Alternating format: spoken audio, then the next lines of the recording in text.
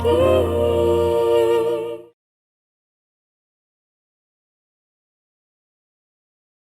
क्या बेहुदा मजाक है बेबी? मुंह दिखाई तो तुम्हारे बड़े बेटे की पत्नी की है और बहू को बाहों में समेटे छोटा बेटा खड़ा है। मुंह दिखाई के नाम पे अपना अपना कैरेक्टर दिखा रहे हैं दोनों बेशरम। ये देखने के लिए बुलाया था तुमने बेबी त्रिपाठी हम लोगों को?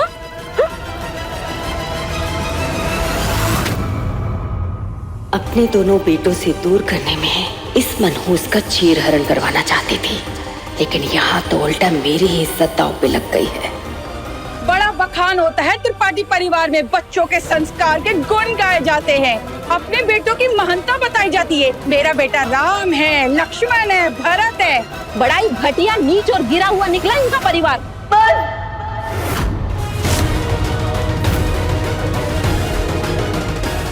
अब एक और शब्द मत बोलना मेरे परिवार के बारे में। संजय प्लीज।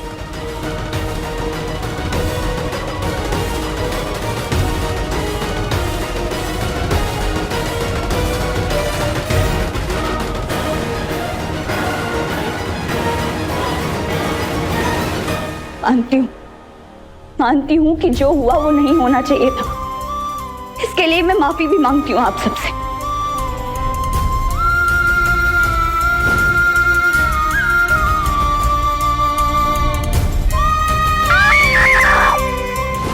और माफी मांगने के बाद मैं आप सबसे कुछ पूछना भी चाहती हूँ। आप लोगों ने एक बार भी सोचा कि किसी नेक और शरीफ खानदान की नई बहू अपनी मुंह दिखाई के मौके पर इतनी अजीब और ओछी हरकत भला कैसे कर सकती है? इतने तीखे शब्दों का बौछार करने से पहले एक बार भी नहीं सोचा कि कहीं उस बेचारी को सचमुच कोई तकलीफ, कोई परेशानी तो नहीं है? क्या आप में से किसी ने भी इस घटना के पीछे का सच जानने की कोशिश नहीं की? मैं बताती हूँ आप सबको कि सच क्या है।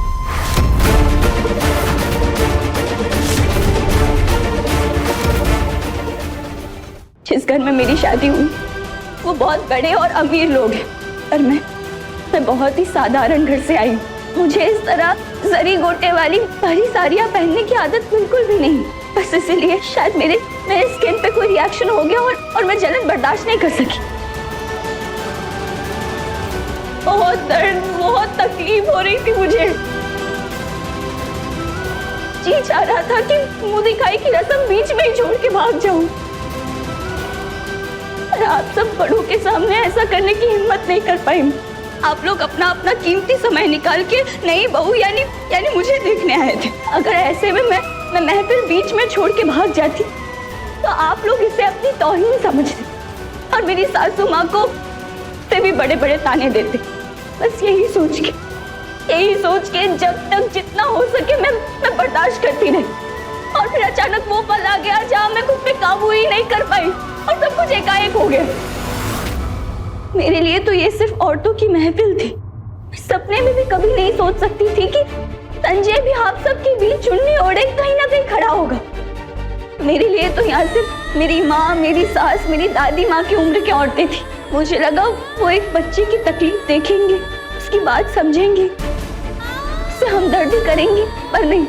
मान लीजिए अगर मेरे पल्लू में आग लग गई होती, आप सबके बीच में जल के मर जाऊं, लेकिन खुद को बचाने के लिए अपना पल्लू ना हटाऊं।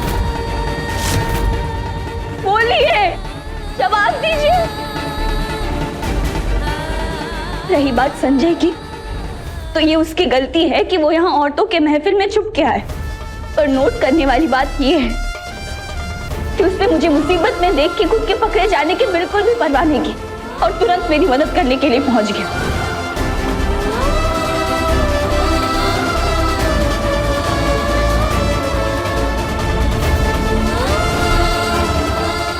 आप लोगों को ये तो दिख गया कि अजय की पत्नी को अजय के छोटे भाई संजय ने अपने बाहों में भर लिया, लेकिन ये नहीं दिखा कि संजय ने मुझे चुनरी उड़ा के मेरी इज्जत ढक दी, उसकी रक्षा की। परिवार के नाते परिवार के किसी सदस्य की मदद करना बेशर्मी कैसे हो गई?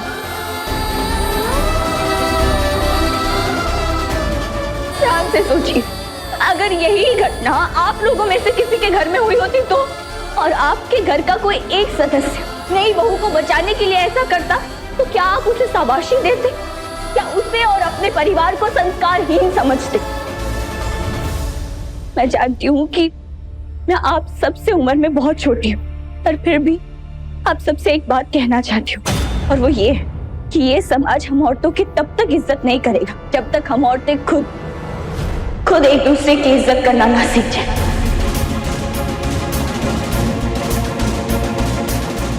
अगर हमें इस समाज में सर उठाकर चलना है तो सबसे पहले औरत को औरत से दुश्मनी करनी बंद करनी होगी।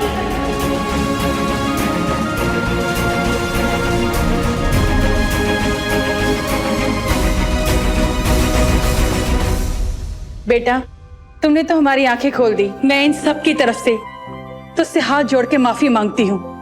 हो सके तो हम सबको माफ कर देना।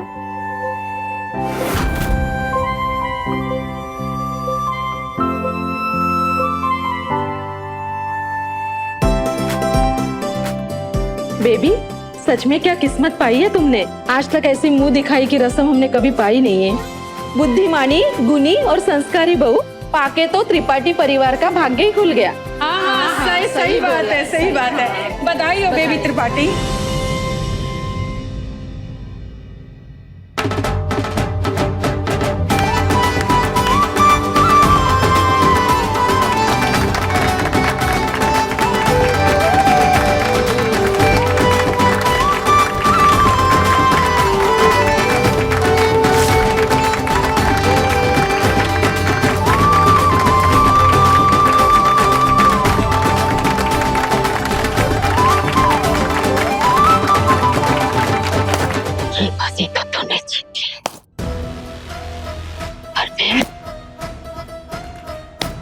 मैं हार मानने वालों में से नहीं हूँ। तैयार रहना, अगला वार इससे भी ज्यादा घातक होगा और इस बार में तुझे बच निकलने का कोई रास्ता नहीं होगी।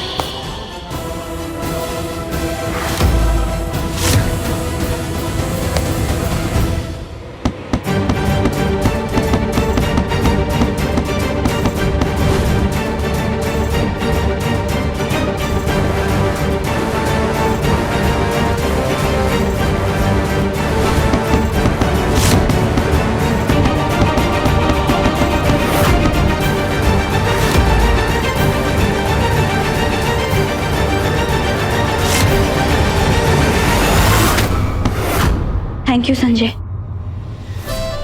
तेरे लिए कुछ भी। वैसे सच बताऊं,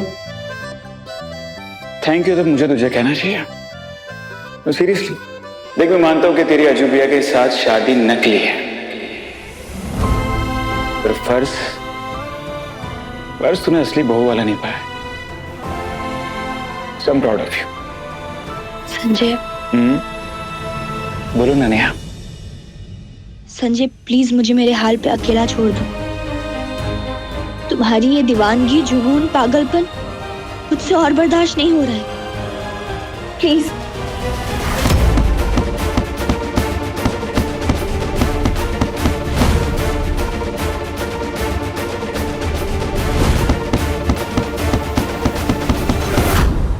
हट जाओ पीछे, दूर चले जाओ मुझसे। पहला प्यार है तू मेरा, मर के भी भूल नहीं पाऊंगा तुझे। पर ठीक है, जा मान ली तेरी बात। आज के बाद कभी भी दोबारा मैं तेरे सामने अपने प्यार का इजहार नहीं करूंगा, कभी भी अपने दिल की बात नहीं कहूंगा। अरे बोल दिया तो बोल दिया।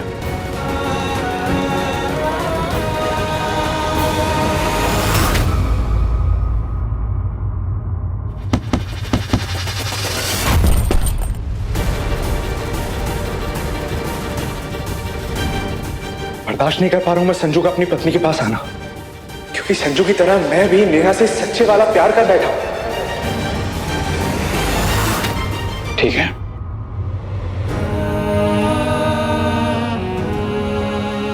मैं अपने कदम तो पीछे हटा रहा हूं नेहा, और सिर्फ तेरी खुशियों के लिए। और एक बात याद रखना, अगर सच में तू मेरे इन हाथों की लकीरों में लिखी है तो किस्मत खुद तुझे फिर से मेरे सामने लाकर खड़ा कर ही देगी।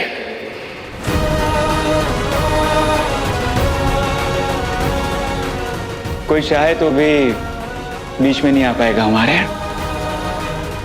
क्योंकि ये कहानी है नेहा और संजू के पहले प्यार की। कहानी पहले प्यार की।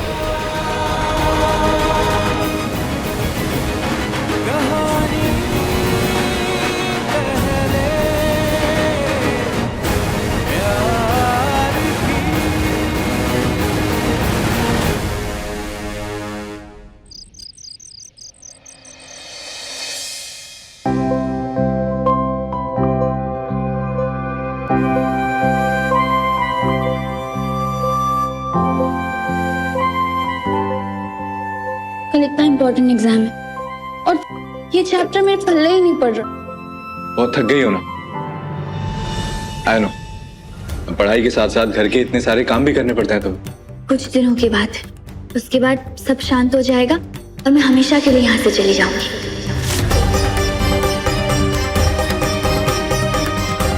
पर तब तक कोई टेंशन नहीं, हम लड़कियां एक वक्त में 10-10 काम एक साथ कर सकती हैं। मैं मैनेज कर लूंगी।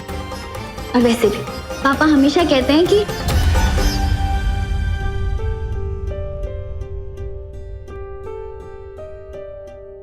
पापा को बहुत मिस कर रही हो ना तुम?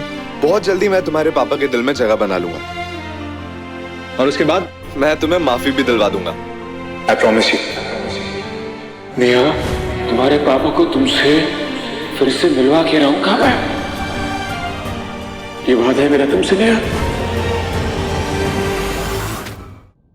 अरे रात के 1 बज रहे हैं, अब इतना स्ट्रेस लोगी तो बीमार पड़ जाओगी। थोड़ा आराम करो, जाओ जाके सो जाओ, जाओ। अगर सो गई तो चैप्टर कैसे याद करूंगी? बिना प्रिपरेशन के फेल हो जाऊंगी एग्जाम में। अगर एग्जाम क्लियर करना है तो पढ़ाई तो करनी पड़ेगी ना।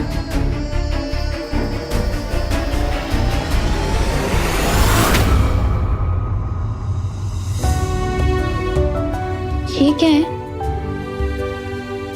इम्तिहान जिंदगी के हो या पढ़ाई का, मैं तुम्हें हाथों को नहीं देख सकता। नहीं, कल के एग्जाम में आने वाला पेपर है, मैंने ही सेट किया है, रख लो और सारे आंसर्स प्रिपेयर कर लो। ये क्या? एक तरफ कहते हैं कि मुझे फेल होते हुए नहीं देख सकते और दूसरी तरफ आपने ही हार मान ली। आप मुझे चीटिंग करने बोल रहे हैं? यहाँ थोड़ा बहुत तो चलता है। अब देखो ना, जेवर बनाने वाले सोने में भी थोड़ा खोट तो मिलाना पड़ता है। रख लो, किसी को मालूम नहीं पड़ेगा। मैं सोना नहीं, हीरा हूँ, जिसे जितना घिसा जाए उसकी चमक उतनी ही ज्यादा निकल के आती है। थैंक यू एंड सॉरी, क्योंकि नेहा शर्मा ने ना कभी चीटिंग की है और ना ही कभी करेगी। नेहा शर्मा नहीं, नेहा त्रिपाठी हो।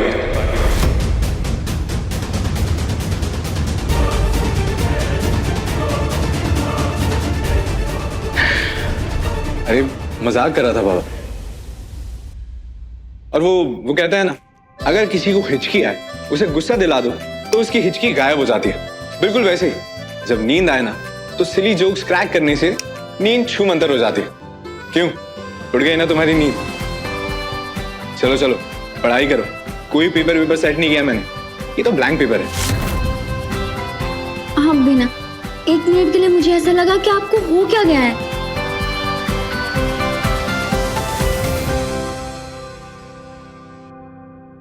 इसलिए सही गलत से फर्क पड़ना कम हो गया।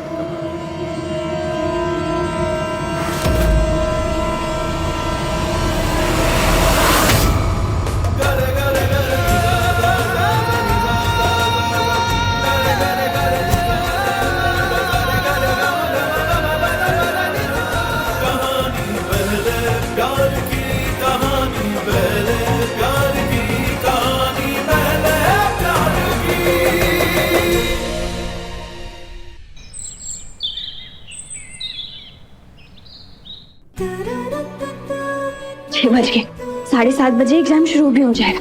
थैंक यू ऊर्जा भाभी, आपने चाय नाश्ता की जिम्मेदारी है नहीं, ताकि मैं टेंशन फ्री होकर एग्जाम दे सकूं। चाय पी के फटाफट रिवीजन कर लेती हूँ, फिर सीधा कॉलेज भागूंगी। आप समझ क्यों नहीं रहे हैं?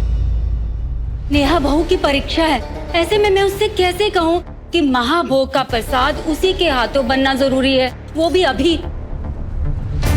पीढ़ियों से यह परंपरा चली आ रही है। माँ का आदेश है कि महाभोग का प्रसाद नई बहू ही बनाएगी। नहीं, आप क्या चाहती हैं कि माता जी का आदेश और खानदान की परंपरा नजरअंदाज हो जाए? नहीं, मेरे जीते जी ये नहीं हो सकता।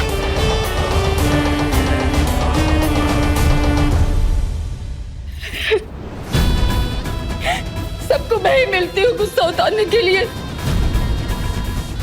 अब आपकी बात मानकर अगर मैंने नई बहू को कहा कि परीक्षा से ज्यादा जरूरी उसका महाभोग का प्रसाद बनाना है, तो दोनों बेटों तो मेरे दुश्मन बन जाएंगे। अभी आपकी सुन रही हूँ, बाद में अपने बच्चों की सुनूंगी। आप फोन करके माता जी को मना कर दीजिए ना कि आज महाभोग का प्रसाद नहीं बनेगा। बस,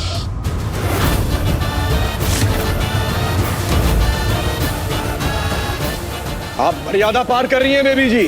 क्षमा नहीं करूंगा इस बात के लिए। एक औरत के भाग्य में होता ही क्या है? पति की उल्लंघना और बच्चों के तिरस्कार। आपको जो भी दंड देना है ना, मुझे दे दीजिए, पर मुझसे ये सब नेहा बहू से नहीं कहा जाएगा। बस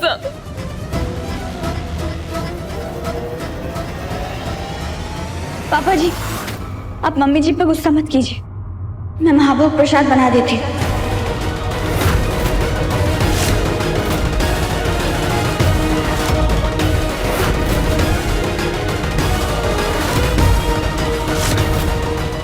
आप बताइए क्या बनाना है, मैं बना लूंगी।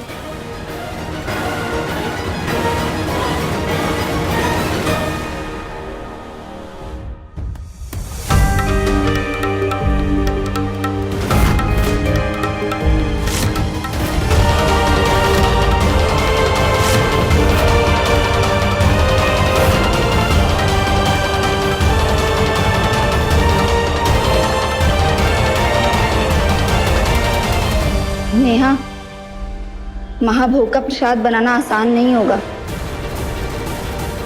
तुम्हें गौ माता को भोग चढ़ाने के लिए पूरी 1008 पूरियां छाननी होंगी।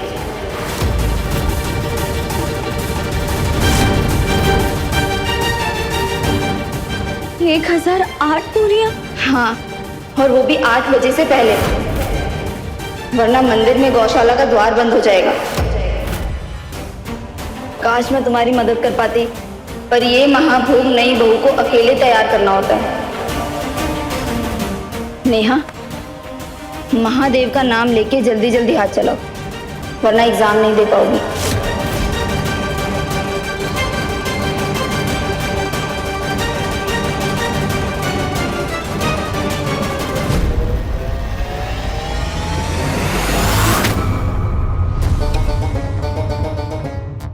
बचपन में रामलीला में बहुत नौटंकी खेली है मैंने, लेकिन आज जो नाटक खेला ना, उसमें तो मजा ही आ गया।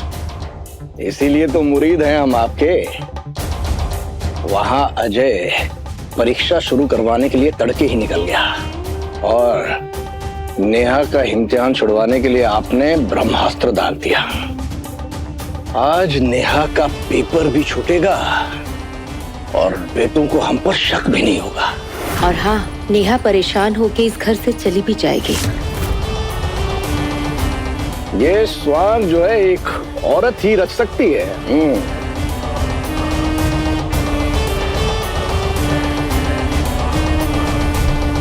आज नकली बहू कॉलेज की परीक्षा नहीं, असली अग्नि परीक्षा देगी। नेहा, तेरी भलाई इसी में है कि तू हार मान ले और चलती बन यहाँ से। पापा हमेशा कहते थे, हार जीत का फैसला तब तक नहीं होता जब तक कोशिश ना की जाए। कोशिश कर लिया, कोशिश ही जीत की पहली सीढ़ी होती है।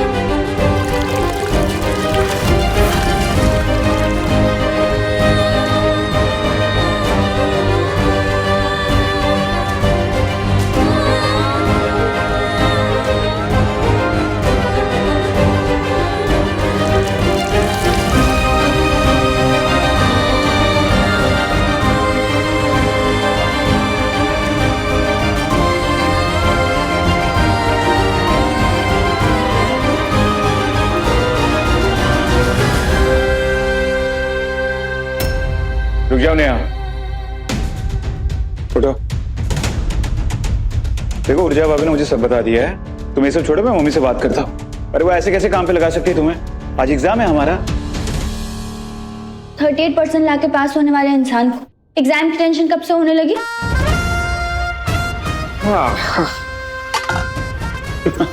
स्टडीज में मेरे मार्क्स भले कम आते हो, पर प्यार में 100 आउट ऑफ 100।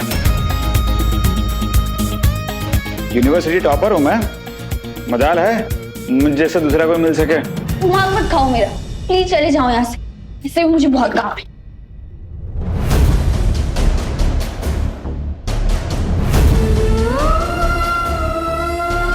पता नहीं कैसे कर पाएगी।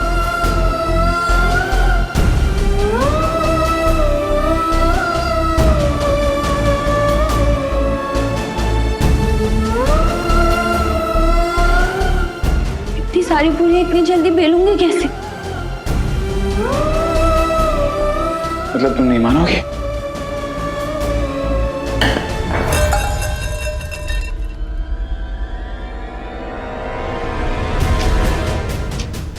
कॉलेज का एग्जाम 1008 पूरियां बनाने का काम दोनों एक साथ कैसे पूरा कर पाऊंगी भी या नहीं?